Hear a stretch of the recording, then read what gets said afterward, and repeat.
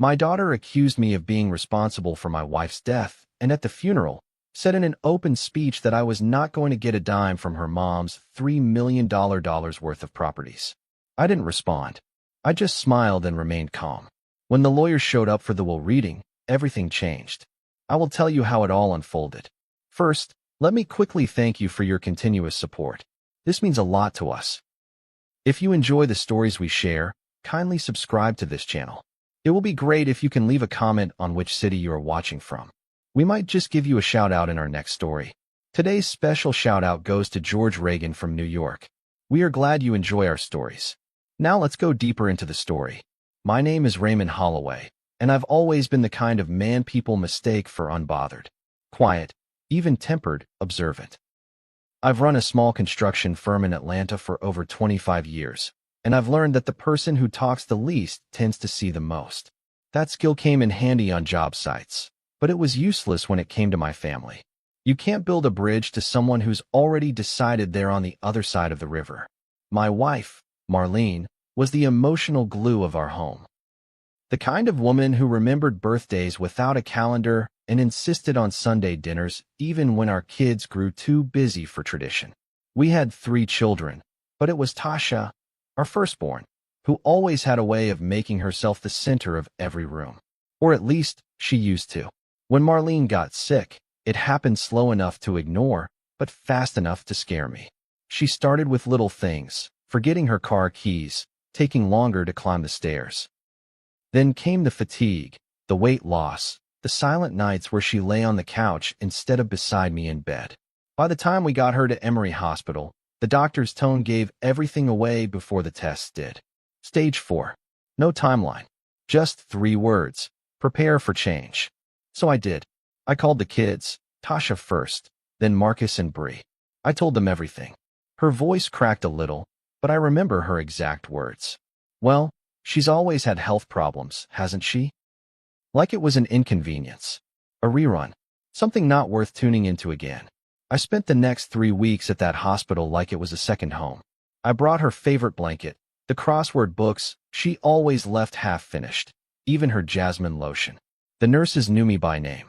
I canceled 2 work contracts. Slept in a chair. She didn't ask me to. She just looked at me like I was the only thing steady in a world that had started spinning too fast. But what crushed her most wasn't the cancer. It was the silence. The absence. Not one of our kids came. Not even a phone call that lasted longer than a minute. Tasha, in particular, sent a text one night. Cold, brief. Stop calling me about your health updates. I can't deal. That was it. No follow-up. No apology. Marlene cried in front of me for the first time in decades that night. She didn't sob. She just let the tears roll while staring out the window. I sat beside her and held her hand. She pulled a letter from her bedside drawer, sealed and written in her perfect cursive. Ray, she whispered, this is for the lawyer after I go. I want you to be the one to handle everything. You'll understand why. I didn't argue. I didn't ask. I just took it and tucked it into my jacket. That night, I kissed her forehead and promised I'd follow every word. Marlene passed away 10 days later, early in the morning while I was out getting coffee. I came back to a nurse with puffy eyes and a soft voice saying, I'm sorry. The room smelled like lemon disinfectant. Her hand was still warm. I sat there for a long time, just breathing beside her. When the kids finally showed up for the funeral arrangements, it was like watching strangers perform grief on a stage they hadn't rehearsed for. Tasha swept in with black sunglasses and a designer purse, barking questions about the obituary and how we're dividing assets. Bree cried quietly in the corner, genuinely broken. Marcus didn't say much. He never did. I watched it all unfold like I was outside my own body. During the service, I stood by Marlene's casket, accepting hugs and nods from people I barely knew. Then, just before the final hymn, Tasha stepped to the front. She hadn't told anyone she was going to speak. The room fell into a hush. She cleared her throat, looked directly at me, and started. Some people only show up when the end is near, she said. Some people wear grief like a costume. But let me be clear, my mother's legacy is not up for grabs. And no matter what anyone thinks, my father will not get a dime of what she built. A collective inhale swept the room. My hand tightened around the back of the pew. But I said nothing. I didn't flinch. I just smiled. People whispered as she walked off. My brother-in-law looked at me, waiting for a response, but I stayed rooted. My silence wasn't weakness, it was memory. I remembered who bathed Marlene's frail body, who prayed beside her when the morphine made her hallucinate, who whispered, "I love you," even when she couldn't respond. I had already won the only fight that mattered. But even as I held on to my calm, something inside me hardened. The disrespect wasn't just to me, it was to Marlene, and that was something I wouldn't let stand. A week later, the lawyer called. He scheduled the will reading and asked that all immediate family attend. I knew the storm was coming. I just didn't realize how sweet the eye of it would be. The morning of the will reading arrived cloaked in that uneasy stillness you get before a thunderstorm.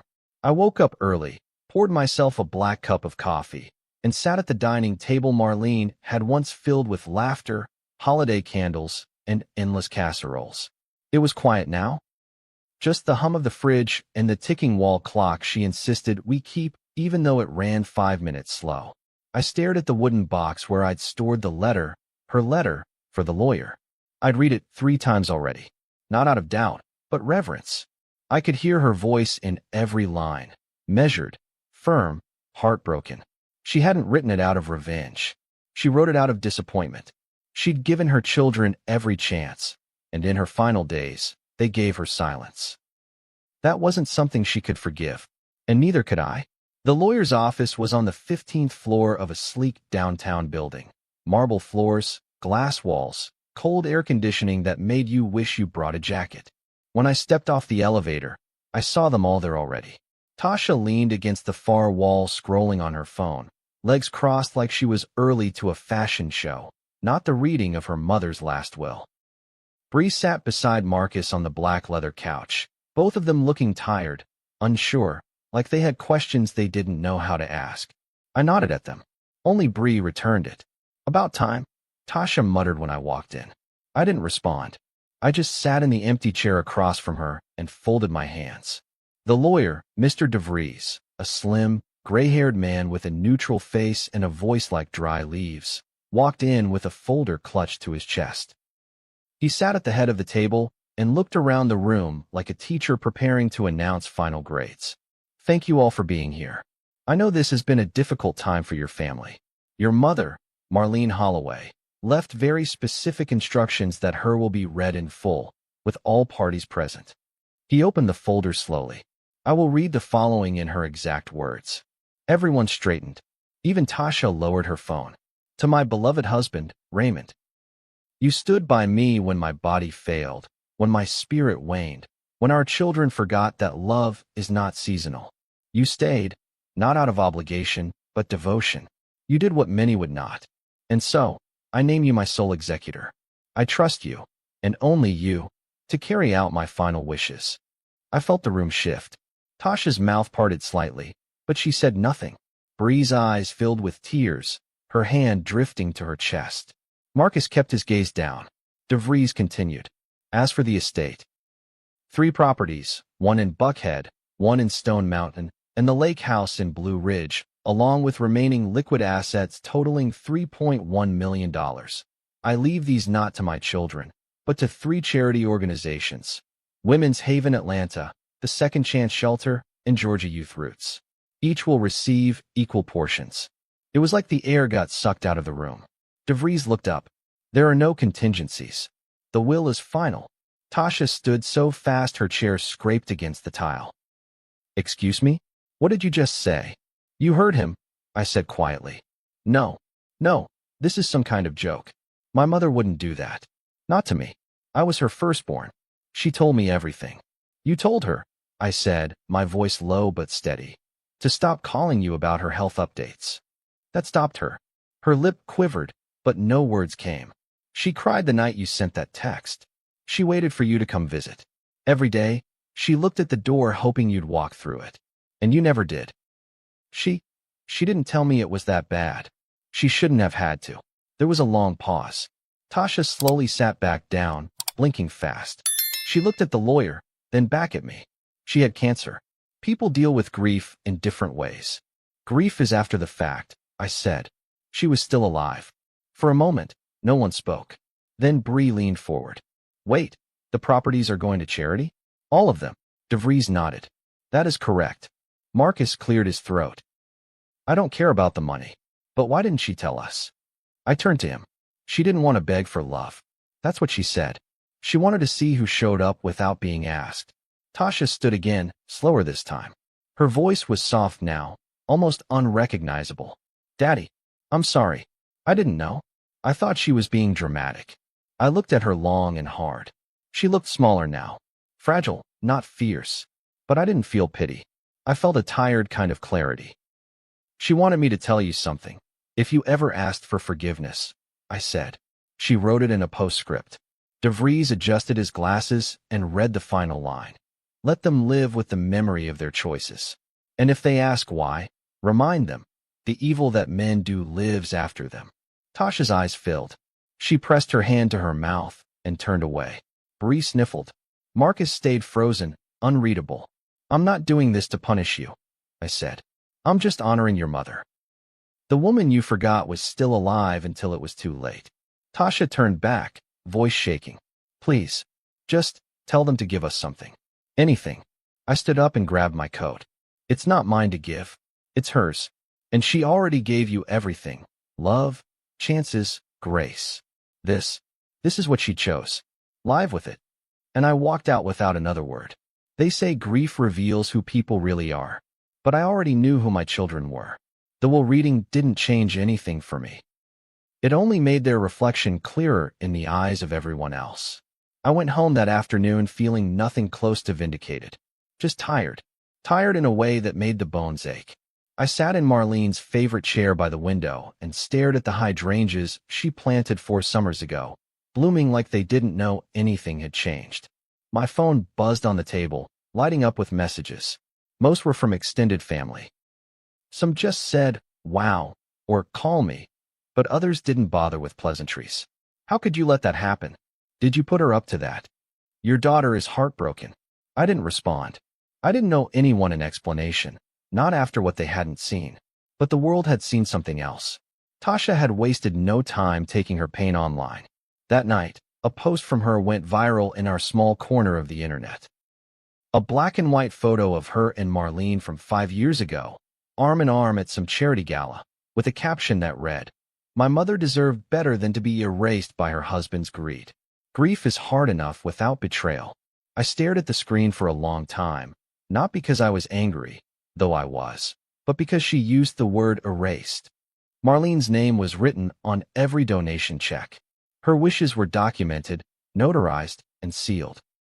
The only thing that had been erased was Tasha's illusion of control. By morning, the post had been reshared nearly 1,000 times. Family friends started calling, confused. My church group leader texted to ask if everything was all right. Even the accountant who'd handled our taxes for years called to say he was praying for me. It felt like a silent trial was happening behind the scenes, and I was the defendant in a court of whispers and speculation. The strange part? I didn't care about clearing my name. I cared that Marlene's voice was being drowned out, again.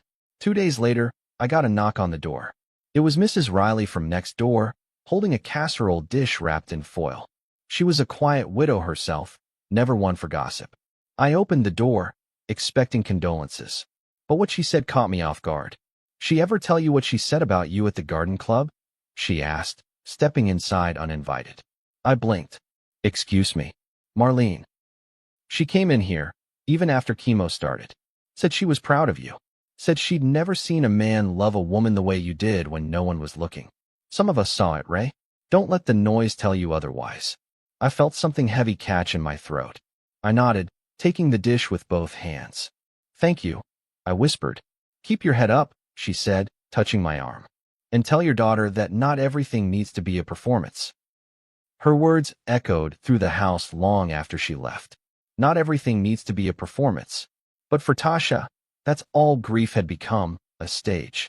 I logged onto my old Facebook account that night, the one I hadn't touched in months, just to look. She'd posted again. This time it was a screenshot of an email from a supposed family attorney, accusing me of disregarding verbal family trusts. It was empty legal language, but it did its job. Comments poured in. Some called me a thief. Others accused me of elder abuse. One even called for a justice campaign. I didn't fight back. I just posted a single sentence beneath her post. She wrote it with her own hand, signed it with her own name. She made the choice you can't forgive her for. By morning, she'd deleted everything. But the silence that followed wasn't peace. It was the start of the fallout. Tasha showed up at my house the next evening. No warning, no call, just headlights on the lawn at 9 p.m. I stood at the window and watched her sit in the car for 5 minutes before finally stepping out. She walked up slowly, arms folded, not the same girl who had spoken like a queen at the funeral. This one was smaller, sharper, stripped of arrogance. I opened the door, but didn't invite her in. She looked at me for a long moment, then said, "You didn't have to humiliate me." I tilted my head. I didn't say a word. "You did that all on your own." Her face tensed. "You knew what she'd done. You could have warned us, prepared us." She wrote a letter, Tasha. She told me to deliver it when the time was right. That was her voice, not mine. She was sick. She wasn't thinking straight. She was clearer than I've ever seen her. She stepped back slightly, tears building now. "Daddy, I was scared." Okay. I didn't know how to handle her dying. I thought if I stayed away, it wouldn't be real. I stared at her. It became real for her the moment her calls went unanswered. She dropped her head, a tear slipping down. "I messed up." I nodded. "Yes, you did." For a moment, there was just the sound of crickets and distant traffic. Then she said something I didn't expect. "I don't want the money. I want her back." And that, more than any insult, any lie, hurt me the most. Because I wanted her back too. I wanted one more morning with her humming in the kitchen, one more kiss before bed, one more whispered, "I'm not ready to go yet." But I couldn't give Tasha that, just like I couldn't give her forgiveness that hadn't been earned. Not yet. I stepped back, one hand still on the doorknob. "Come back when you want to talk, not when you want to rewrite the story." Then I closed the door. Grief doesn't always knock. Sometimes it seeps through the cracks, quiet, slow, inescapable. I could feel it in the way the house settled differently without Marlene's presence, the way the wind rattled the windows like it had something to say. I tried to busy myself. I swept the back porch 3 times, cleaned the same kitchen counter over and over until the granite lost its shine. But there was no escaping the echo. Tasha's visit the night before had scratched open wounds I'd only just begun to scab over. And as much as I'd wanted to believe that the will reading was the end of it, I knew better. With families like ours, fallout wasn't a single explosion. It was a slow burn that took down everything in its path. The first real sign came on a Sunday morning, just before church. I walked into the foyer to find an envelope slid under the door. No stamp, no return address, just my name written in red ink. Inside was a folded printout of an anonymous blog post titled, "When Fathers Use Death to Control the Living." I didn't need to read it to know who'd written it. The writing style was too familiar, sharp, dramatic, and riddled with half-truths. In it, she painted herself as the discarded daughter, erased from a legacy she helped build. She mentioned the coldness of a man who wouldn't even let his children grieve in peace. There was no mention of the hospital visits. No mention of her own silence. No mention of the instructions left in her mother's handwriting. I crumpled the letter and tossed it into the fireplace without a word. I wasn't going to argue with a ghost of her conscience.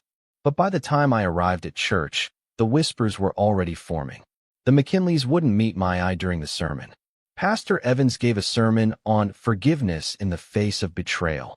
And though he never looked directly at me, the message was clear. Tasha had gotten to them. She was rewriting the story, one sympathetic ear at a time. After service, Bree pulled me aside. She looked thinner, worn down, like the family tension was eating away at her sleep. She hesitated, then finally asked, "Did she really write that in her will, Dad? About the charities?" "She did. And you didn't influence her?" I looked her squarely in the eye. "Your mother knew what she wanted. And she knew what she'd been given in return. I just delivered her words." Bree nodded, but her eyes glistened. "I believe you. I wish it hadn't ended this way. I keep thinking about the lake house. The memories." Her laugh echoing off the water. "She didn't erase those," I said gently. But she did take back everything else. She didn't argue, just hugged me tightly. And for the first time since the funeral, I felt someone in the family finally understood. But the peace didn't last. 2 days later, Marcus called. We hadn't spoken in over a week, not since the reading. His tone was clipped, formal. Hey, I need to talk to you. Face to face. You're welcome anytime. He arrived just after sunset, standing on the porch like he wasn't sure whether to come in or turn back. I opened the door, and he stepped inside, hands in his pockets, eyes scanning the living room like it held answers. I got an offer, he said, from one of those estate lawyers. They said we might be able to challenge the will. My stomach tightened. You want to challenge your mother's dying wish? I'm saying it feels wrong, that she cut us all off like that. She didn't even give us a chance to explain. She gave you 3 weeks of silence, Marcus, and you gave her nothing back. He looked down, ashamed. I know. Tasha's spinning out. She's talking about suing you, getting the press involved. I figured if one of us tried to talk to you. You're not talking to me, I interrupted. You're asking me to pretend she didn't mean what she said. He stepped back. So that's it. No compromise. There's no compromise when someone's already gone. There's just truth. And the truth is, she trusted me because I showed up. You all didn't. He didn't reply right away, just ran a hand through his hair, then sat down heavily on the couch. I didn't know she was that bad, Dad. I didn't want to believe it. I wanted to believe you'd show up, I said quietly. She did, too. Right up until the end. We sat in silence for a while. Then he said, almost in a whisper, do you ever wonder if maybe she was punishing us? She wasn't punishing anyone. She was protecting herself from the pain of expecting something and getting nothing. He stood, nodding slowly. Okay, I won't challenge it, but you should be ready. Tasha won't let it go. I gave him a tired smile. She already lost the thing she wanted most, her mother's trust. Everything else is noise. The next day, a local news outlet reached out. They'd received an anonymous tip about a widower funneling inheritance money into fake charities. The moment I read the email, I laughed out loud for the first time in weeks. I forwarded them Marlene's notarized will and the names of the 3 nonprofits she'd supported for over a decade. Within hours, they backed off. But the attempt told me everything I needed to know. Tasha wasn't just ashamed. She was desperate. Later that evening, I walked out to the shed to retrieve an old box of photo albums. I sat on the floor of the living room, flipping through pictures of birthdays, beach trips, Christmas mornings filled with wide eyes and wrapping paper. There she was, Marlene, smiling in every frame. And there were the kids, clinging to her legs, sitting in her lap, calling her Mama, with the kind of wonder that time always steals away. I paused on a photo from 1999, Tasha's high school graduation. She was in her cap and gown, beaming. I stood beside her with my hand on her shoulder. Marlene was on the other side, tears in her eyes. Back then, we were still a family. Back then, we didn't know how far apart we'd eventually drift. I closed the album, chest heavy. I didn't hate my children. I didn't even hate Tasha. But I hated the way entitlement had replaced gratitude. The way love had become conditional, transactional. Marlene saw it coming before I did. That's why she left me with the burden of truth. Because she knew I'd carry it, no matter how heavy. The knock came late. One of those slow, heavy knocks that carried a weight you could feel in your chest before you even reached the door. I just poured myself a glass of water and turned off the front porch light when I heard it. It was close to 10, and the summer air outside had cooled just enough to make the hardwood floors creak underfoot. I didn't ask who it was. I already knew. Only one person still showed up uninvited, unannounced, like she had the right to decide when conversations happened. I opened the door, and there she stood, Tasha. But she wasn't dressed for war this time. No heels, no designer purse, no phone in her hand recording in case she wanted to use my words against me later. Just jeans, a wrinkled t-shirt, and a look I hadn't seen on her face since she was a teenager and got caught skipping school. Fear. Real, naked fear. Can I come in? She asked. I stepped aside, saying nothing. She walked in slowly, like the walls might judge her. I watched her scan the living room, her eyes landing on the old photo album still resting on the coffee table. She sat down across from it, but didn't touch it. I know what you're thinking, she started, voice low. That I'm only here because things didn't go my way. Because I'm losing. No, I said evenly. You're here because you don't know what to do with the silence. She blinked, lips parting slightly, like she hadn't expected that. I haven't slept. Not really. Every time I close my eyes, I hear her voice. I keep hearing how tired she sounded. How I didn't notice. She didn't want you to notice at the end. She wanted you to care before it got to that point. Tasha leaned forward, elbows on her knees. I thought I was protecting myself. I told myself if I didn't get too close, it wouldn't hurt when she was gone. But it still hurts. It hurts more than I can stand. That's not grief, I said calmly. That's guilt. Her head dropped into her hands. I messed everything up. I lied. I tried to twist the truth because I couldn't face what I did. I used the internet to bury my shame and sympathy. And did it work? She looked up at me, her eyes swollen. No. Everyone's moved on. Even the people who supported me, they're quiet now. Nobody wants to stand next to someone when the truth finally shows. I stood and walked over to the mantel. I picked up a framed photo of Marlene from her 50th birthday, the one where she wore that emerald green dress she loved, the one that made her feel regal. She was laughing in the photo, her head tilted back, joy blooming in her eyes like spring. She wasn't perfect, I said softly. She could be stubborn. She held on to hurt longer than she should have. But she never stopped loving you. Not once. Even when you told her to stop calling. Even when you left her messages unread. She still asked about you. Tasha's voice cracked. Then why didn't she give me one more chance? Why didn't she call me again? She was done begging. That landed like a slap. She swallowed hard, tears streaming freely now.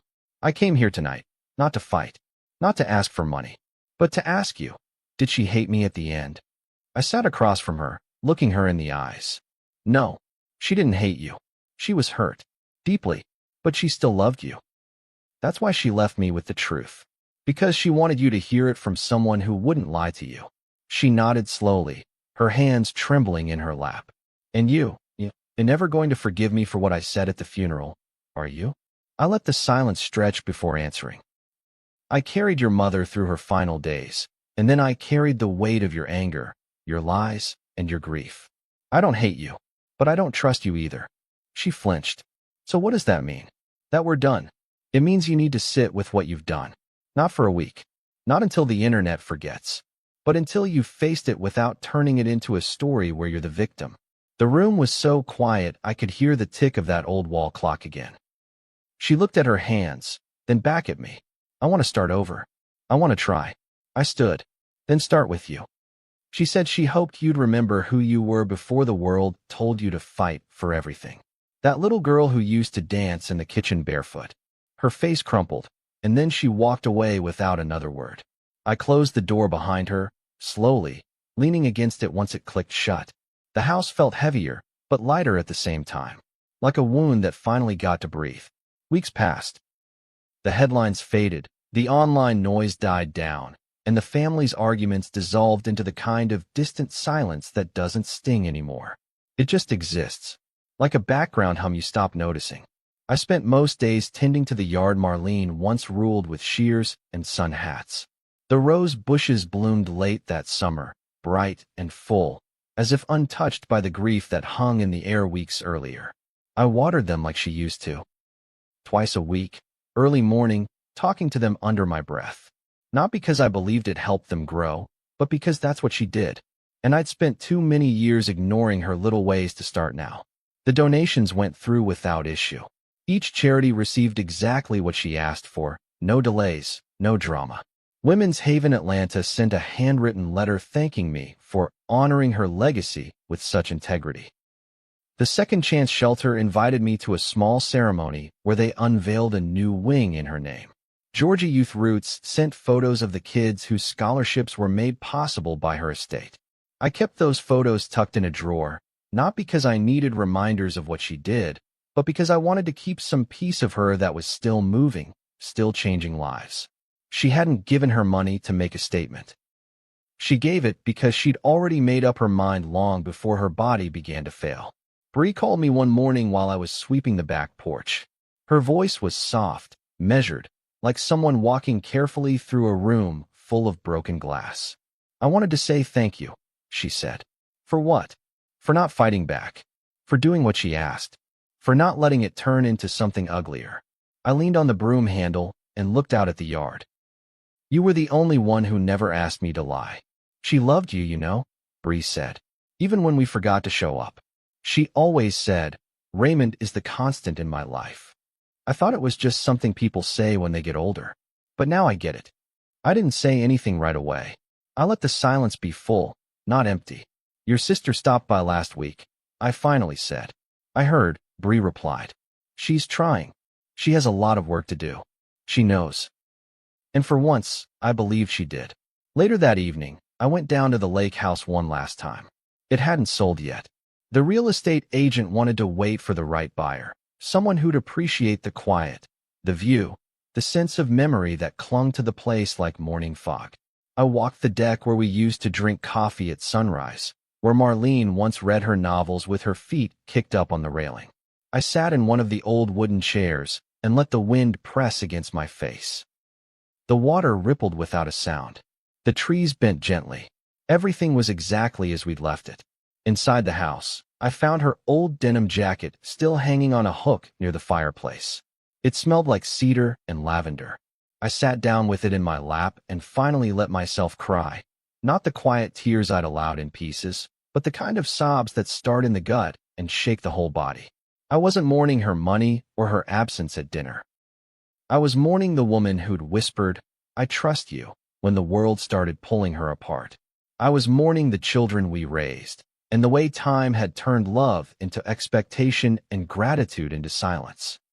She didn't ask for forgiveness anymore. She just told stories, memories from childhood, moments she remembered Marlene laughing.